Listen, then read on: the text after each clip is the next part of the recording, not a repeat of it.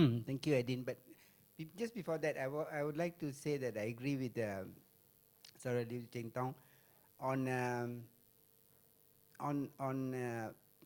petrol subsidy. Personally, I think it is we have petrol subsidy for a long time, but it was not one of our best decisions. But it's very difficult politically, although I'm less of a politician than my brother, but I think it's very difficult politically because the people who want the subsidy wrap themselves up in a flag, Malaysia's flag, and say, oh, if you take away the subsidy, we poor people will suffer, but they're not poor people. You see, the poor really do not enjoy much of the subsidy because the poor do not drive Mercedes. The poor in the villages in Sabah and Sarawak and everywhere ride bicycle or motorbike, which requires little. So you end up giving subsidy because you think you are helping the poor. You are not. You are helping the rich, but you are helping rich Malaysians, okay juga lah, okay, a bit okay. But you are helping the smugglers. Can you imagine you give subsidy and the guy just buy the minyak in the north and just take it to Thailand and make good living every day. And you are the government subsidizing. And fishermen go to the sea not to fish but to sell oil. So subsidy is certainly not a good thing, and the way to overcome it, which the government is now thinking and doing, is basically to help the poor, but to keep the price as market, so that we do not encourage smuggling, so that we do not give it to people who don't deserve. So that, in effect, will save plenty of money. And the car culture is correct. In fact, you can even prove mathematically that if you do not subsidize and you take that subsidy and you pay somebody to take a bus, pay him a ringgit. Not only he doesn't have to pay for a ticket, you pay him a ringgit to take a bus, you still save more money, even if you do that. You can mathematically prove it. As once I did, but of course it didn't work, that if you get the fisherman not to go and fish and sell the oil, and just stay at home and you pay him a decent amount of money to stay at home and live, you can save more money through subsidy rationalization. That's an excellent point. The other excellent point that was made by Yang Bawa Chin Tong was about the housing. Only in Malaysia and some of the countries, we feel that the moment you start work, you must own a house. And at one time, no more, when I was growing up, there was this concept called house-owning democracy. Hey, what is that? But everybody spoke about house-owning democracy. Actually, it's nonsense. In developed countries, Germany is an example, but in all developed countries, only 50% of the people own houses. And people do not buy a house at the first opportunity. They buy a house much later in their life. And so there is a rental life cycle. You are a bachelor, you rent a small studio, then you get married, you rent a bigger one-room apartment, and then you move on. And after some time, when you have savings, then you buy a house. So at any one time, if you take a snapshot, only 50% of the people in developed countries own houses. And that makes a lot of sense. You don't have to worry too much about a big chunk of your money going to repay loans, etc. And here again, the role of the government, what can the government do? The government role, of course, as we always say, the government's role is not to be in business. But the government has three important roles, and it's very important for us to know at any time what their role is. One of the role of the government is to provide public services. Nobody will build a bridge across a river in a kampung because no businessman will do it, because where is the revenue, where do they get? So that is a public good that only the government can do. So that will have to continue. Number two, as a regulator, the government will have to regulate. They have to, the laws, the aviation, the transport system, there is a regulatory role. And number three, the government as an investor. 3 roles. As an investor, where it is strategic, the gestation period is very long and the businessman cannot see it, it's too long, then the government will have to do. But more and more, of course, these functions will have to be minimal, and the government will have to allow the private sector to be the agent of growth, and that has happened over the many years, and that should carry on. What was your question?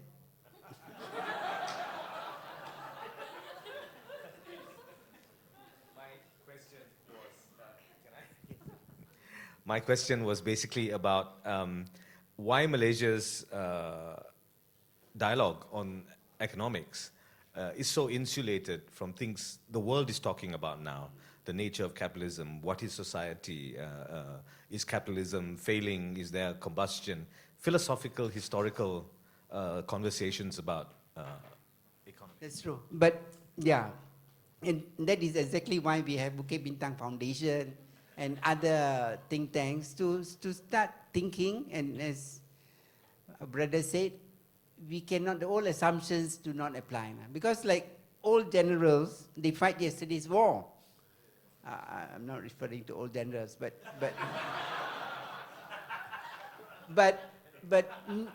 we have very young 94-year-old young general who's fighting today's war, of course.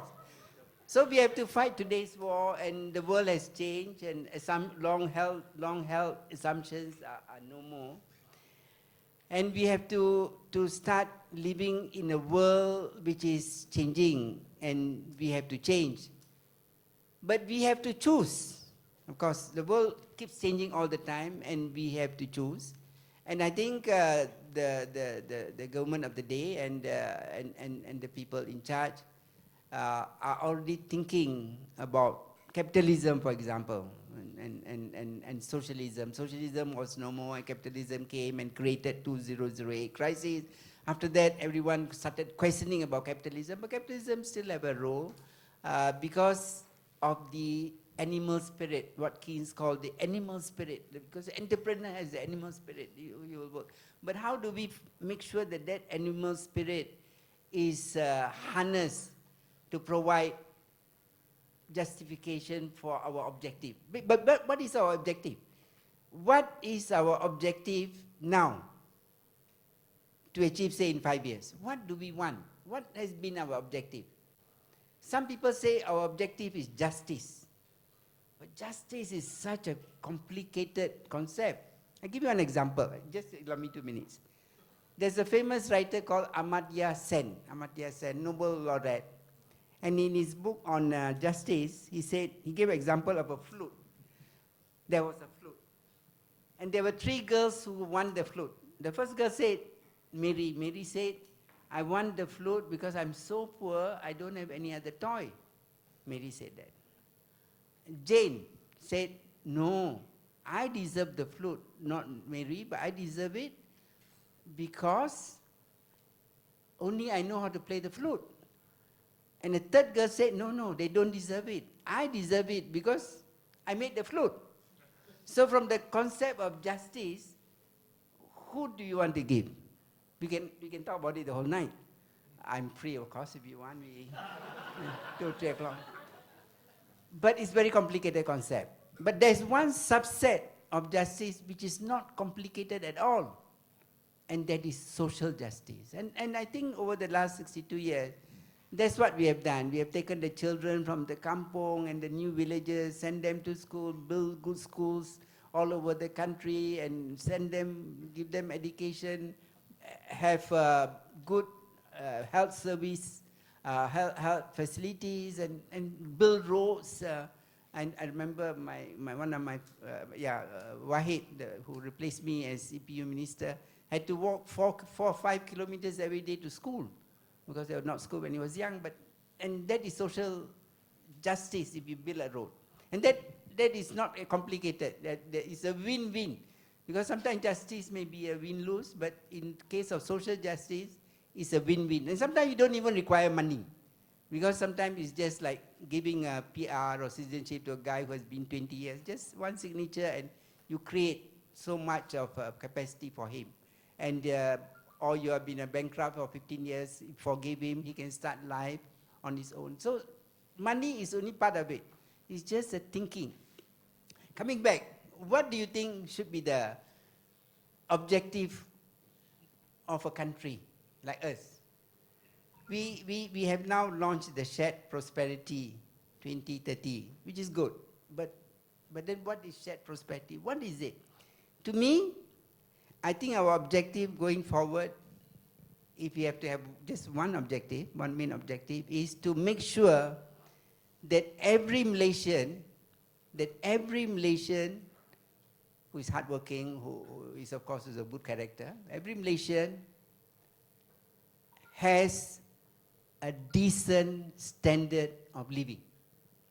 That should be objective. Whatever we do should just boil down at the end of the day to that we make sure that every Malaysian in Malaysia is entitled to achieves a minimum standard of living. That brings us back to the question. I said earlier that we had abolished poverty, which is a very good first step. But there are many people now who are not poor in the traditional sense, who belong to a group called vulnerable group. They can go back to poverty if something happens. Mother-in-law is very sick, or father-in-law very sick. You have to take care of your mother-in-law and father-in-law. Or your parents are sick, or son has to go to college. Things happen and you come close to poverty. So this is a vulnerable group.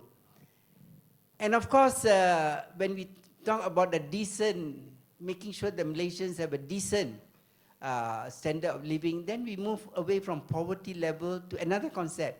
It's called the living wage. It's not the poverty wage. Most of us are above poverty wage, but many in Malaysia, a significant portion, are below the living wage.